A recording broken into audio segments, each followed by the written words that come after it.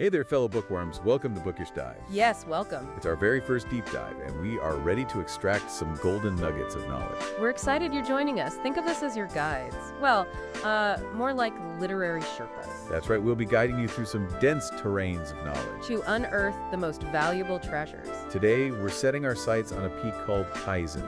This fascinating Japanese philosophy, it's all about making tiny, continuous improvements. Our Sherpa-approved guide for this climb is Robert Maurer's book, One Small Step Can Change Your Life, The Kaizen Way. And let me tell you, it's packed with eye-opening insights about how our brains actually work when it comes to change. You know, one of the things that really struck me while reading this was how our modern culture, it often sets us up for a bit of a stumble, when it comes to change. Oh, absolutely. It's like we're constantly bombarded with this go big or go home mentality. Right. This pressure to overhaul our entire lives overnight.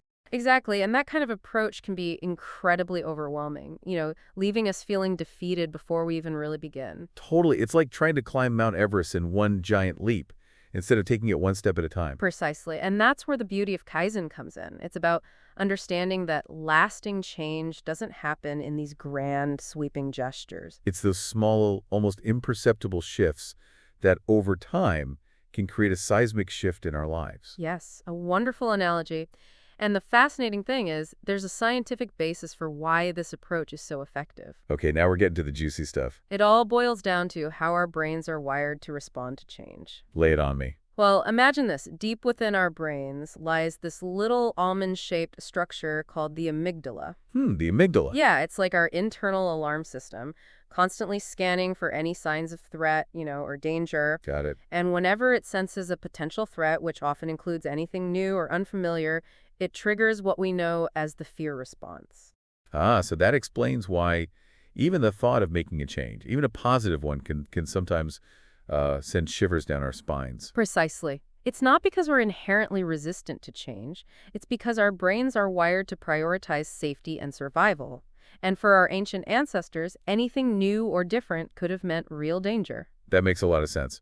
So when we try to force these big, sudden changes on ourselves, it's like setting off a 5-alarm fire in our brains. Exactly, and that's when things start to go haywire. The amygdala goes into overdrive, flooding our systems with stress hormones and makes it nearly impossible to think clearly or make rational decisions. It's like trying to solve a complex math problem while riding a roller coaster. A perfect analogy, and this is where the genius of Kaizen comes in. By taking those tiny, almost ridiculously small steps, we're essentially sneaking past the amygdala's radar, allowing our brains to embrace change without triggering that overwhelming fear response.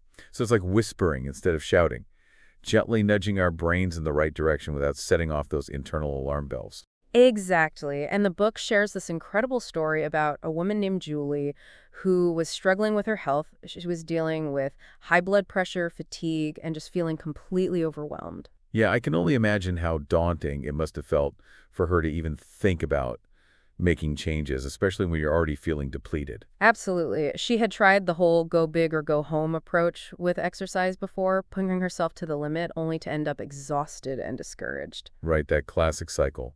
Setting unrealistic expectations, burning ourselves out, and then giving up altogether. Precisely. But then she discovered the power of Kaizen. Instead of aiming for hour-long workouts, she started with something so small it almost seems silly, marching in place in front of the TV for just 1 minute each night. Wait, 1 minute? Seriously? That's it? Yep, 1 minute. And you know what? It worked because it was such a tiny, manageable action. It didn't trigger that fear response in her brain.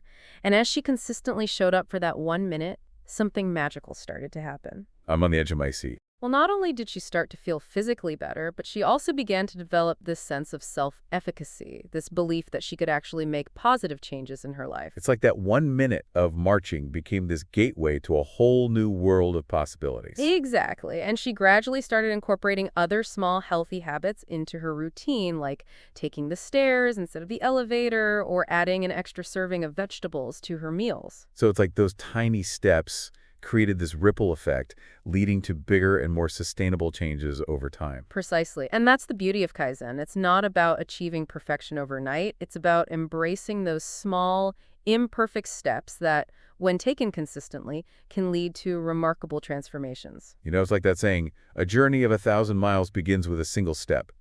But in this case, it's more like a journey of 1,000 positive changes begins with a single, ridiculously small step. I love that. And the book delves into this fascinating concept of using small questions as a way to unlock our potential and overcome those mental roadblocks that often hold us back. Okay, I'm intrigued. Tell me more about these small questions. Well, think about it. When we're faced with a challenge or a goal, we often bombard ourselves with these big, overwhelming questions like, how can I completely transform my life? Or how can I achieve all my dreams in the next year? Oh, I'm definitely guilty of that. Like my brain goes into overdrive trying to come up with these grand, elaborate plans that often fizzle out before I even begin. Yeah, and that's because those big questions trigger that same fear response we were talking about earlier. It's like we're throwing a giant boulder at our amygdala, causing it to slam the door on any possibility of creative thinking or problem solving. So instead of those mental boulders, we need to be tossing little pebbles, gently nudging our brains in the right direction. Exactly, and that's where small questions come in. Instead of asking yourself, how can I lose 20 pounds? You might ask yourself, what's one small, healthy choice I can make at my next meal? It's like breaking down those giant, overwhelming questions into bite-sized pieces that our brains can actually digest.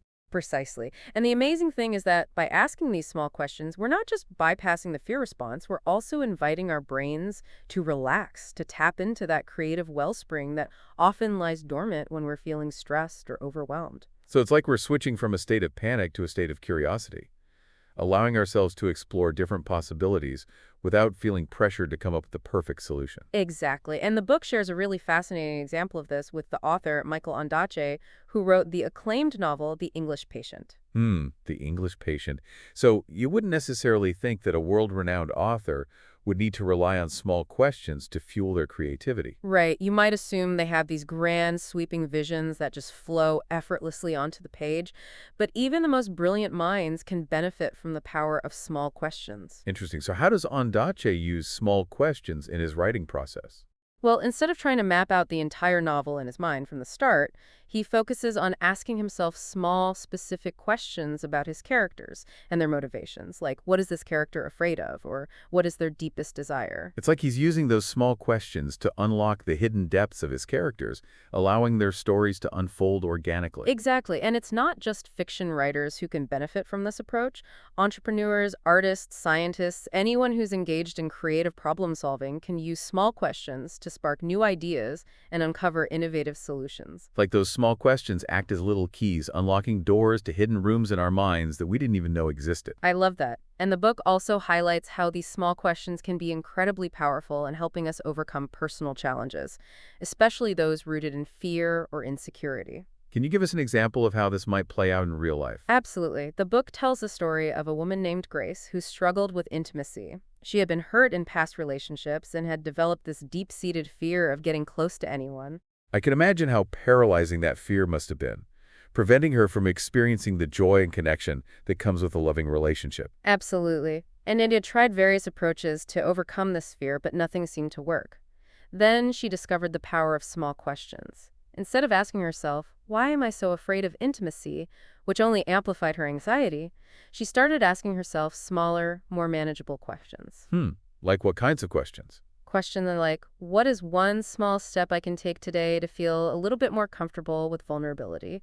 Or what qualities do I truly value in a partner? So instead of dwelling on her past hurts and fears, she was shifting her focus towards her hopes and desires for the future. Exactly, and those small questions helped her to gradually chip away at her fear, allowing her to open her heart to the possibility of love. That's so inspiring. It shows how even the smallest shifts in our thinking can create a ripple effect, leading to profound changes in our lives. Precisely. And speaking of small shifts, that brings us to another key principle of Kaizen, the power of taking small actions. Okay, I'm ready to put on my action shoes. Let's talk about those tiny steps that can move mountains. Well, the beauty of Kaizen is that it doesn't require these grand, Herculean efforts. It's about those seemingly insignificant actions that, when repeated consistently, can create a momentum that propels us towards our goals. So instead of trying to overhaul our entire lives in one fell swoop, it's about those little nudges, those tiny tweaks that gradually steer us in the right direction. Exactly. And the book actually provides a really helpful chart with specific examples of small actions you can take for various goals. Like, if you want to get more sleep, you could start by going to bed just 1 minute earlier each night. 1 minute. Seriously, that almost feels like cheating. I know, right? But that's the brilliance of it. It's such a tiny adjustment that your brain barely even registers it. And yet, over time, that 1 minute can turn into 5 minutes, 10 minutes, and so on until you've established a whole new sleep routine without ever feeling overwhelmed or deprived. It's like we're tricking our brains into adopting healthy habits without putting up a fight. Exactly. And there are tons of other examples in the book. If you want to start exercising, you could begin by simply putting on your workout clothes every day, even if you don't actually work out. Oh, so it's like setting the stage for action, creating a little ritual that primes our minds and bodies for change. Precisely. And if you want to eat healthier, you could start by adding one extra serving of fruits or vegetables to your meals each day. So it's about those incremental changes that over time can add up to a significant difference in our overall health and well-being. Absolutely. And the book also shares this fascinating story about a medical clinic that was struggling with long patient wait times. Ugh, I can relate to that. There's nothing more frustrating than sitting in a waiting room for hours, feeling like your time is being wasted. I know, right? And this clinic was facing a lot of complaints from patients who were fed up with the delays. It was affecting their reputation, their bottom line, and most importantly, the quality of care they were providing. So what did they do? Do they hire more staff? Invest in some fancy new scheduling software? Nope, they took a Kaizen approach. Instead of focusing on these big, costly solutions, they started by asking themselves a small question.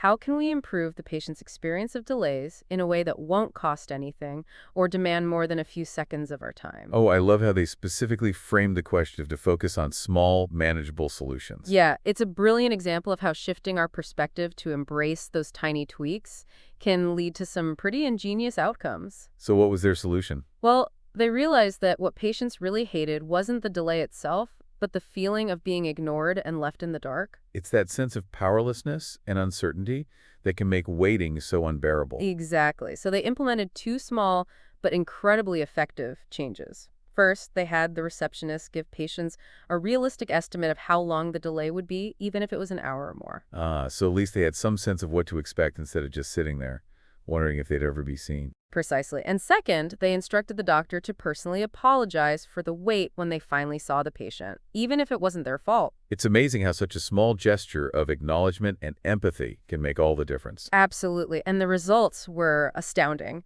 Patient satisfaction skyrocketed, complaints dropped dramatically, and the clinic's overall efficiency improved. It's a testament to the power of those small human touches, those little acts of kindness that can transform a negative experience into a positive one. And it perfectly illustrates the Kaizen principle of focusing on solving small problems before they escalate into major obstacles. Which brings us to the story of Taiichi Ono and his revolutionary pull cord system at Toyota, right? You got it. Aino was a brilliant engineer who revolutionized the manufacturing industry with his innovative approach to problem solving. And his approach was very much aligned with the principles of Kaizen, right? Absolutely. Aino understood that even the tiniest flaws on the assembly line could have a ripple effect, leading to major quality issues down the line. So instead of sweeping those small problems under the rug, he created a system that brought them to light and empowered workers to address them immediately. Exactly. He implemented this system where any worker, regardless of their position, could pull a cord and stop the entire production line if they spotted a problem, no matter how small. Wow. That's a radical departure from the traditional top-down management style where only those in authority have the power to make decisions. It was a bold move, but it proved to be incredibly effective, because it fostered a culture of shared responsibility and continuous improvement. It's like they created this ecosystem where everyone was empowered to be a problem solver, contributing to the overall quality and efficiency of the operation. Precisely. And the results were astounding. Toyota became renowned for its exceptional quality and lean manufacturing processes, setting a new standard for the entire industry. It's a powerful example of how embracing those small problems and empowering everyone to be part of the solution can lead to extraordinary outcomes. And the book highlights 3 common blind spots where we often fail to identify those small problems that can trip us up on our path toward change. Ooh, blind spots. I'm always up for a little self-reflection. What are these blind spots? Well, the first blind spot is at the beginning of a change journey. When we're all fired up and excited about the possibilities, it's easy to overlook those little niggles, those subtle hints that something might not be quite right. It's like when you start a new relationship. You're so smitten with the other person that you might brush aside those little red flags, the ones that could become major issues down the road. A perfect analogy. And the book shares this compelling story about a woman named Laurel who came to the author for marriage counseling. Ooh, marriage counseling story. This is getting good. Well, Laurel had been married for a few years and was deeply unhappy. Her husband had a distinct lack of empathy, something she had noticed early on in their relationship. It's that classic scenario where we see the warning signs, but we choose to ignore them, hoping things will magically change on their own. Exactly, and in Laurel's case, she had convinced herself that she could fix her husband, that his lack of empathy was just a minor flaw that she could help him overcome. Right, it's that tempting belief that we have the power to change other people, even when they show no willingness to change themselves. And unfortunately, that rarely works out the way we hope it will. In Laurel's case, her husband's lack of empathy only grew worse over time, leading to constant conflict and resentment. So she fell into that first blind spot of overlooking those simple problems at the beginning of her marriage, thinking they would somehow magically disappear. Precisely. And the book emphasizes the importance of acknowledging those red flags early on, having those difficult conversations, and setting clear boundaries. It's about being honest with ourselves and with our partners, addressing those issues head on, instead of sweeping them under the rug and hoping they'll vanish into thin air. Exactly. And the second blind spot is near the finish line. When we're so close to achieving our goal, we can become so focused on the end result that we might miss those crucial details that could make or break our success. It's like being so fixated on crossing the finish line of a marathon that we trip over our own feet just a few yards away. A perfect analogy. And the book illustrates this with the story of a hospital chain that was searching for a new CEO. Ooh, a CEO search story. I'm hooked. Well, this hospital chain was facing some serious challenges. Declining revenues, low staff morale, an overall sense of stagnation. They were desperate for a leader who could come in and shake things up. So the stakes were high. They needed to find the right person for the job. Absolutely. And they went through this extensive search process, interviewing dozens of candidates, and finally they narrowed it down to their top choice. So they found their supersized CEO, the one who was going to swoop in and save the day. Well, not quite. During the interview process, there were some subtle signs, some small red flags that they overlooked in their eagerness to fill the position. Like what kinds of red flags? Well, for one, the candidate seemed more focused on selling herself and her accomplishments than on understanding the challenges and needs of the hospital. So a lack of genuine curiosity and a bit of an ego-driven approach. Exactly. And there were other small hints. A tendency to interrupt others, a dismissive attitude towards staff concerns, and a lack of follow-through on promises. So those little cracks in the facade, those subtle signs that something wasn't quite right. Precisely. But in their eagerness to fill the position and get the ball rolling, they chose to ignore those warning signs. And I'm guessing that didn't end well. You guessed it. Once hired, the new CEO made a series of decisions that demonstrated a disregard for the hospital's culture, its values, and the well-being of its staff. So those small red flags turned into major problems, creating a ripple effect of negativity throughout the organization. Exactly, and it all stemmed from that second blind spot of overlooking those crucial details near the finish line, being so focused on achieving the goal that they missed the warning sign along the way. It's a cautionary tale about the importance of staying vigilant, paying attention to those small details, and trusting our gut instincts, even when we're close to achieving our desired outcome. Absolutely. And the third blind spot is during overwhelming crises. When we're facing a major challenge, a personal crisis, or a global pandemic, it's understandable to feel overwhelmed and paralyzed, unable to focus on anything other than the immediate problem at hand. Right, it's like our brains go into survival mode, shutting down any capacity for creative thinking or problem solving. Exactly. And yet, it's precisely during these times that the Kaizen approach can be most valuable. So even when it feels like everything is falling apart, there are still small, manageable steps we can take to regain some sense of control and move forward. Absolutely. And the book shares this powerful example with the global health crisis of childhood diarrhea, which claims the lives of millions of children each year. That's a heart-wrenching statistic. It's hard to fathom the scale of that tragedy. It is. And for years, organizations focus on large-scale solutions like improving sanitation infrastructure and developing new vaccines. Which are obviously important initiatives. But they're also complex, time-consuming, and require significant resources. Exactly. And while those efforts were underway, there was a simple yet incredibly effective intervention that was being overlooked: hand washing. Wait, something as basic as hand washing can have that much of an impact? It's remarkable, isn't it? Studies have shown that by promoting hand washing with soap, which is readily available in most households, diarrhea cases can be reduced by over 40%. It's amazing how sometimes the simplest solutions are the most effective, and yet we often overlook them in our search for more complex answers. It's like we've been conditioned to believe that big problems require big solutions. but often it's those small, consistent actions that make the greatest difference. And in the case of childhood diarrhea, that simple act of hand washing has the power to save millions of lives. Precisely. And it's a testament to the power of Kaizen, even in the face of seemingly insurmountable challenges. It's a reminder that even when we're feeling overwhelmed and powerless, there are always small steps we can take to make a positive impact. And another inspiring example of this is the story of how New York City tackled its crime problem in the 1980s and 90s. Oh, I've heard about this. Wasn't it something about focusing on those smaller quality-of-life offenses? You're exactly right. At the time, New York City was grappling with skyrocketing crime rates, with thousands of murders and felonies occurring each year. Wow, it must have felt like a city under siege, a place where lawlessness reigned supreme. Absolutely. And lawmakers and police officials were scrambling to find solutions, often focusing on these large-scale interventions, increasing police presence, implementing tougher sentencing laws, and so on. But none of those approaches seem to be making a dent in the problem. Exactly. The crime rate continued to climb, creating a climate of fear and despair throughout the city.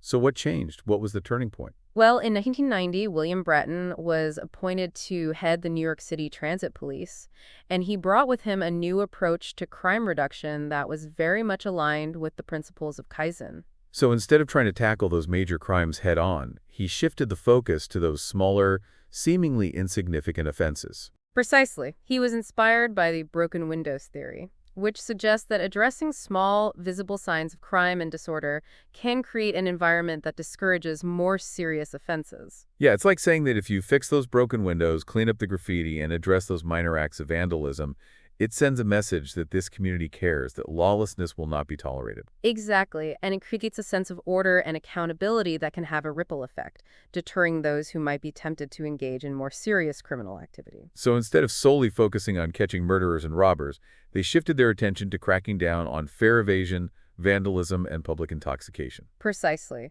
Offenses that, while not inherently dangerous, contributed to a sense of lawlessness and disorder. It's fascinating how addressing those seemingly minor issues could have such a profound impact on the overall crime rate. It's a testament to the interconnected nature of things, how small changes in one area can create a cascade of positive effects in others. So what were the results of this approach? Well, the results were nothing short of astounding. Within a few years of implementing these strategies, not only did those minor offenses decrease significantly, but major felonies also plummeted. Wait, so by cracking down on fare evasion and graffiti, they actually saw a decrease in murders and robberies? Exactly. It seemed counterintuitive, but the data clearly showed that this approach was working. It's a powerful example of how sometimes the most unexpected solutions can yield the most dramatic results. And it underscores the importance of staying open to new perspectives and challenging those deeply ingrained assumptions about how change works. We've been conditioned to believe that big problems require big solutions, but often it's those small, consistent actions that make all the difference. It's like the old saying, a stitch in time saves nine. By addressing those small problems early on, we can prevent them from snowballing into much larger, more intractable issues. Precisely. And the Kaizen approach provides a framework for doing just that. It's about recognizing the power of those small steps, those tiny tweaks that, when taken consistently, can lead to extraordinary transformations. It's about embracing the philosophy of continuous improvement, always seeking ways to make things a little bit better one small step at a time. And it's about trusting that even the smallest action can have a ripple effect, creating a positive impact far beyond what we might imagine. Well, on that note, we've covered a lot of ground here, exploring the power of Kaizen and how it can transform our lives, our work, and even our communities. But there's one more crucial element of Kaizen that we haven't touched on yet: the importance of bestowing small rewards. Ooh, small rewards. Now you're speaking my language. Well, it's all about recognizing and celebrating those small wins along the way, no matter how insignificant they may seem. You know, because let's face it, change can be hard. We all deserve a little pat on the back for our efforts. Exactly. And Kaizen emphasizes the importance of rewarding ourselves, not just for the big achievements, but for those tiny steps that move us in the right direction. Right, it's like those little bursts of dopamine, those feel-good moments that keep us motivated and on track. Precisely. And the book makes a fascinating distinction between the Japanese approach to rewards and the American one. Oh, I'm intrigued. Tell me more about this cultural difference. Well, American culture often emphasizes big, splashy incentives, bonuses, promotions, lavish vacations. It's all about those external rewards that dangle like carrots on a stick, motivating us to achieve certain goals. It's that work hard, play hard mentality. that belief that we need to grind and hustle in order to earn our rewards. Exactly. And while there's certainly nothing wrong with enjoying those big wins and celebrating our successes, the Kaizen approach suggests that those big rewards can sometimes backfire. Hmm, how so? Well, if we're constantly chasing those big external rewards, we can lose sight of the intrinsic motivation, the internal drive to do something simply because we enjoy it or find it fulfilling. Oh, so it's like the difference between doing something for the love of it versus doing it for the paycheck. Exactly. And when we're solely focused on those external rewards, we can become demotivated when they're not forthcoming. Right? It's like we're training our brains to only find satisfaction in those big wins, those external validations, instead of finding joy in the process itself. Precisely. And that's why Kaizen emphasizes the importance of bestowing small rewards, those little gestures of self-care and appreciation that acknowledge our efforts and fuel our motivation. So it's not about that fancy vacation or that end-of-year bonus. It's about those small, everyday moments of joy and recognition. Exactly. And these small rewards can take many forms. A cup of tea enjoyed in peaceful solitude, a long, luxurious bath, a phone call with a dear friend, a walk in nature, a few minutes of meditation. It's about those little rituals of self-care that nourish our souls and replenish our energy. Precisely. And the beauty of these small rewards is that they're readily available to us regardless of our circumstances or financial situation. It's like we're giving ourselves permission to experience joy and fulfillment in the everyday moments, instead of waiting for those big external milestones. Exactly. And the book shares a wonderful example of this with a manufacturing company in Japan that uses a fountain pen as its highest reward for employee suggestions. A fountain pen. Seriously, that seems so underwhelming. I know, right? It might seem strange to us, especially in our culture where we're accustomed to these grand gestures of recognition. But in Japanese culture, a fountain pen is a symbol of respect, craftsmanship, and intellectual pursuit. Ah, so it's not about the monetary value of the reward. It's about the symbolism, the message it conveys. Exactly. And it's incredibly effective because it taps into those intrinsic motivators, the desire to contribute, to be recognized for one's creativity and ingenuity. It's a beautiful example of how those small, meaningful gestures can speak volumes, fostering a culture of appreciation and encouraging employees to bring their best selves to work. And the book encourages us to get creative with small rewards, both for ourselves and for others.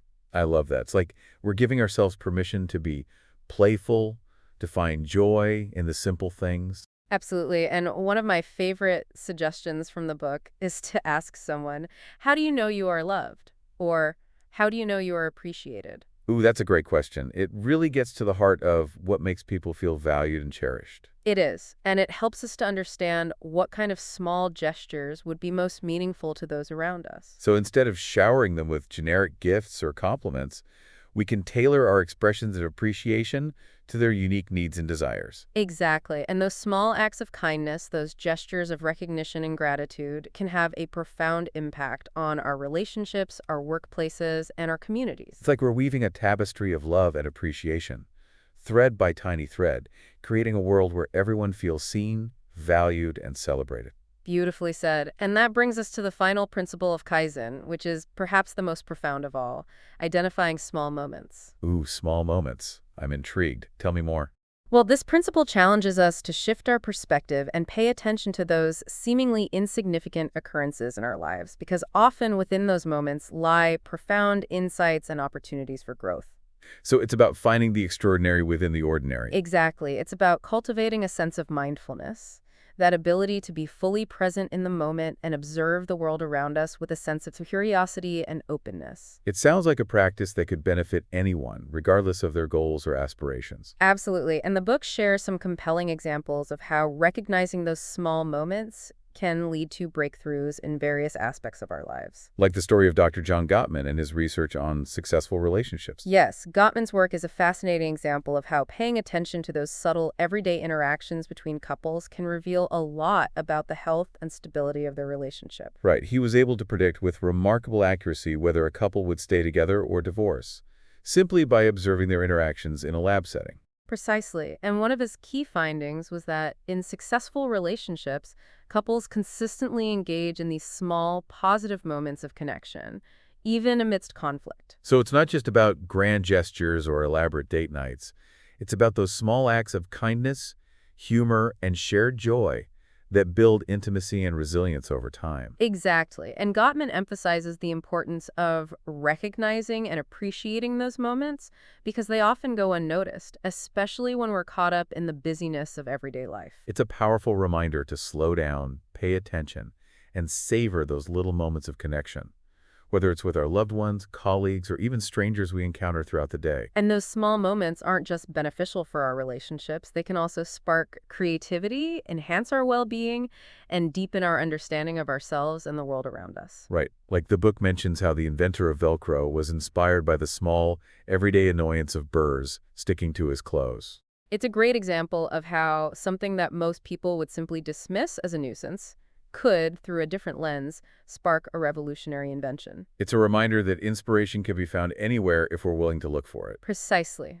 And the Kaizen philosophy encourages us to do just that, to approach life with a sense of curiosity, wonder, and appreciation for those small, seemingly insignificant moments, because often within them lie the seeds of greatness. It's a beautiful way to look at the world. So, as we embark on our own Kaizen journeys, let's remember to embrace the power of small changes. Be patient with ourselves and celebrate those tiny victories along the way. And most importantly, to pay attention to those small moments that make life so rich and meaningful. Well said. And I'm excited to see what incredible transformations unfold as we all embrace the Kaizen way. It really is remarkable, just shifting our focus to those tiny details, those seemingly insignificant moments, can unlock a whole new level of awareness and appreciation for the richness of life.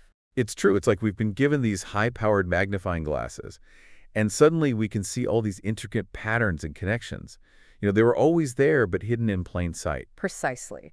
And that shift in perspective can be incredibly empowering because it allows us to appreciate the beauty and complexity of life in a whole new way. Yeah, like we're trading in our old blurry lenses for these crystal clear ones, revealing the hidden magic in the mundane. And that's one of the things I love most about Kaizen. It's not just about achieving specific goals. It's about cultivating a way of being in the world, a way of approaching life with a sense of curiosity, open-mindedness, and a willingness to embrace those small, incremental improvements. Becoming lifelong learners, always seeking those opportunities for growth and transformation, no matter how small or subtle they may seem. Exactly. And it's about trusting that those tiny tweaks, those seemingly insignificant adjustments, can have a ripple effect, leading to remarkable changes over time. As we're talking about this, I can't help but think about how Kaizen could be particularly helpful for people who struggle with anxiety or fear of failure. Oh, that's a great point. Because the steps are so small, they don't trigger that overwhelming sense of dread or that feeling of being paralyzed by the enormity of the task at hand. Yeah, like dipping your toes into the pool instead of diving headfirst. You're gradually acclimating yourself to the water, building your confidence and comfort level one step at a time. Exactly. And those small wins, no matter how tiny they may seem, can help to rewire those neural pathways in our brains, replacing those negative associations with change with more positive and empowering ones. It's like we're creating new grooves in our minds, paving the way for a smoother, more joyful journey of growth and transformation. Precisely. And that's why Kaizen can be such a powerful tool for anyone who wants to create lasting change in their lives. It's a gentle, compassionate approach that honors our unique rhythms and needs, allowing us to move forward at a pace that feels safe and sustainable. So for our listeners who are eager to embark on their own Kaizen journeys, what are some key takeaways they can start implementing today? Well, I think one of the most important things to remember is that Kaizen is not a race. It's not about achieving perfection overnight. It's about embracing those small, imperfect steps that, when taken consistently, can lead to remarkable transformations over time. Like we're planting seeds, nurturing them with patience and care, and trusting that they will blossom in their own time. Exactly. And that brings us to another crucial point. Don't underestimate the power of celebrating those small victories along the way.